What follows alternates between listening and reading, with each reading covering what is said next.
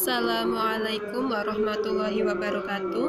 Perkenalkan, nama saya Dina Nur Amila Balbisi, NIM 119010 dari kelas Hukum Keluarga Islam A. Pada kesempatan kali ini, saya akan mempresentasikan tentang peradilan pada masa Khulafa ar-Rasyidin dengan subbab peradilan pada masa Utsman bin Affan. Latar belakang terpilihnya Khalifah Utsman bin Affan. Pada waktu Khalifah Umar bin Khattab ingin menentukan masa pemilihan atau musyawarah, beliau mengadakan musyawarah selama 3 hari dan memerintahkan supaya para anggota Majelis Syuro melakukan musyawarahnya di salah satu rumah para anggota. Pemilihan Utsman bin Affan sebagai khalifah merupakan babak baru pemerintahan Islam.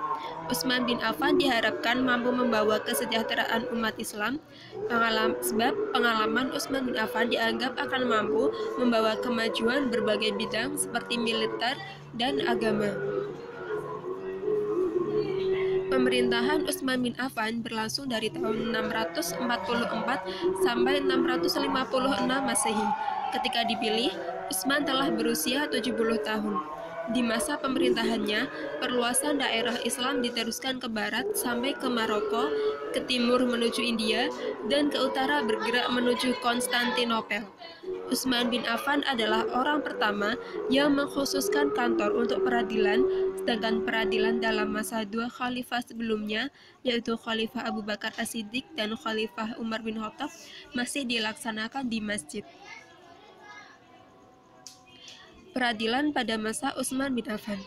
Peradilan pada masa Utsman sama seperti peradilan di masa 2 sahabat sebelumnya. Utsman mengutus petugas-petugas sebagai pengambil pajak dan penjaga batas-batas wilayah untuk menyuruh amar ma'ruf nahi mungkar dan terhadap masyarakat yang bukan muslim atau ahli dhimmah, berlaku kasih sayang dan lemah lembut serta berlaku adil terhadap mereka. Utsman memberikan hukuman cambuk terhadap orang yang biasa minum arak dan mengancam setiap orang yang berbuat bid'ah dikeluarkan dari kota Madinah. Dengan demikian, keadaan masyarakat selalu dalam kebenaran. Utsman bin Affan tidak mengangkat hakim di Madinah hingga dia meninggal dunia. Sistem peradilan secara tegas menekankan tiap orang memiliki kedudukan dan perlakuan yang sama di mata hukum.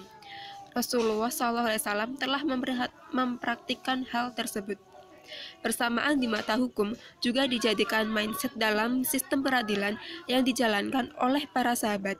Pada dasarnya, dasar hukum peradilan Islam masa Utsman bin Affan, Al-Quran dan As-Sunnah atau hadis, keterangan dari sahabat, hasil kesepakatan pemimpin negara, dan juga ahli ilmu pengetahuan keputusan peradilan. Pada masa Khalifah Utsman bin Affan, politik pemerintahannya sudah menggunakan sistem politik dalam negeri dan juga politik luar negeri. Sekian yang dapat saya sampaikan, kurang lebihnya mohon dimaafkan. Wassalamualaikum warahmatullahi wabarakatuh.